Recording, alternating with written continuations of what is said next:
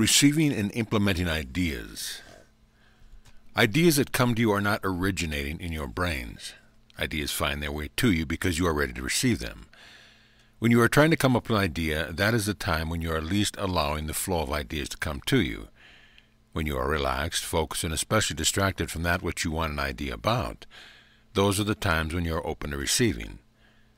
Every idea that you have ever had has been given to you by another portion of your consciousness.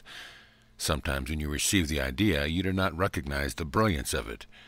You may say that the idea is too simple, too easy, too unrealistic. You may not grasp the profundity of the idea because of your expectations for how it is supposed to look. The implementation of an idea requires a certain amount of courage, a certain amount of playfulness. You and your idea can go on an adventure together, and that adventure may lead to more ideas coming your way. So how do you recognize one of these profound and brilliant ideas sent to you from another portion of your consciousness? Recognize that they always come when you are not looking for them, but when you are receptive to them. Whenever something seems to come from out of nowhere, that is when we recommend that you give it the most attention and credence. This is when it is time for the implementation and the adventure. The power of intention. Deliberate creation requires little more of your part than an intention. You see, your intentions hold a frequency within them, and holding an intention puts the frequency out. So living intentionally means that you are paying attention to how you feel and paying attention to what is going on around you. As the creator of your experience, you get to decide. As the liver of your lives, you are the one having the experience. And the experiences lead to your choices and your intention. So who better than you to decide for yourself what is most appropriate for you to intend and for you to experience? Often you allow your beliefs to take over. Your beliefs tell you what is possible and what to expect, but your intention does not need to conform to these beliefs. We recommend that you give more attention to your intention and let go of the need to believe something about it, because the intentions hold the frequency that you desire to experience, and the frequency outweighs the belief. The frequency that you are offering supersedes all else that could have an influence on the reality you are creating. The more intentional you are about your lives, the more you are practicing holding the frequency that you desire to experience. State your intentions. Be bold. Be willing to put them out there regardless of what anyone thinks about them. Your intentions for the lives that you want to live are unique to you. They are part of your contribution to this universe. Therefore, you have a right to hold the intention of your desire, and the universe has no choice but to respond to those intentions. The listening gateway. Listening opens gateways. Whenever you listen, you usually expect to hear something. And we hear from many of you who want to know why when you listen you do not hear. And we want you to know that every time you listen, you receive. You tune yourselves to a frequency of receptivity. And though you do not translate the energy audibly, you do receive. You do allow when you listen, and there's much within that which you do not hear. Words are so overrated, and you give them far too much power. Energy and vibration are where it's at, and yet when you listen, you rarely feel for them.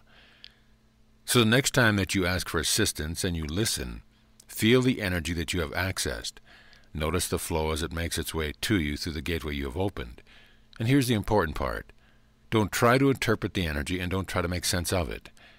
Just let it be and know that you have received all that you have asked for. Take it in, breathe it in, and become one. Become it in action and move beyond the need for words and explanations. Move into your own power, the power of the energetic, the power of the feeling, the power of your love and your light. Symbolic obstacles.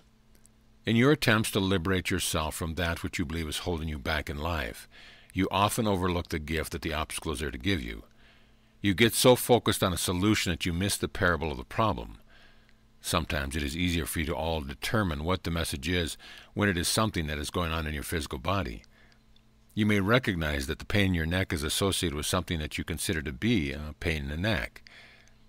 And when the obstacle that you have created is another person or a government or a corporation, you are less likely to decipher the message.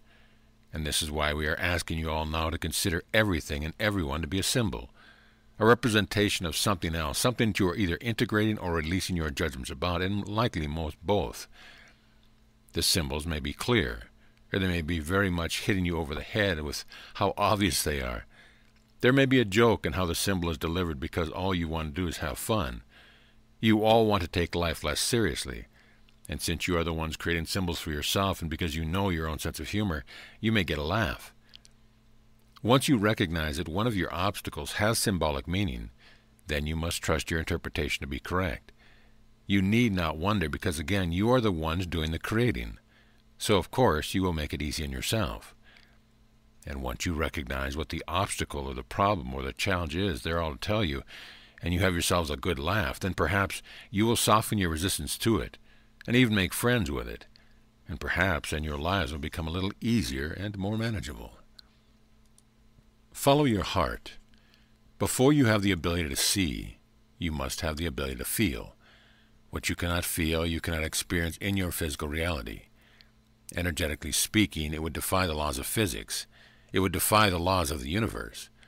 Practically speaking, it wouldn't be enjoyable for you to experience something that you did not have the ability to feel. You have an expression that says, "That went over my head," and this would be similar to that, except that it is not your head we're talking about, it is your heart. You are beginning to recognize that your heart is a sensory perceiving organ, like your eyes and your nose, your ears, your tongue, and your skin. You are beginning to recognize that without the heart and the ability to feel, you are unable to manifest that which you want to experience with the rest of your senses and perceptive organs. The heart is not very logical. The heart does not need to know how something could happen. It does not need a series of steps that gradually leads it to something new and different. The heart is capable of experiencing so much more.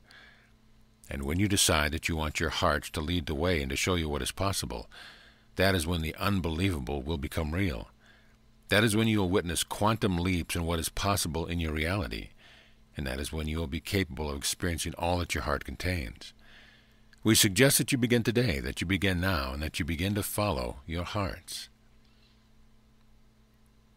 Ignoring is focusing. Focusing on what is will bring you more of it, and ignoring what is will not eliminate the need for you to look at it. There is quite a bit of confusion around this topic, because as you learn about focus and creation, you think that you will only create that which you want if you only focus on that which you want. But ignoring and denying and sweeping under the rug are still acts of focus.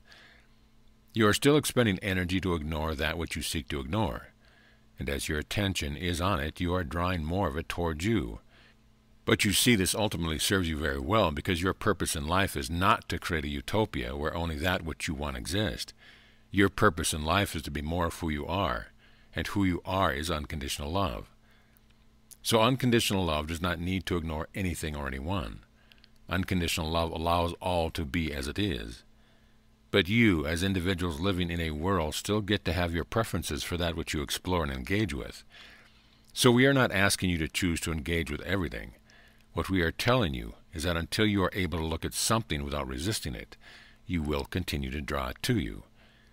And then your choosing of something else will not cancel out the thing that you do not want. So what we are talking about here is the ultimate surrender. It is the ultimate in letting go when you allow everything to exist as a choice and as an opportunity for experience. And you recognize that you do not need to ignore it in order to experience something else.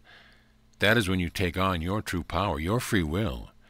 And that is when the choice is yours to select that which you prefer in harmony with all that exists.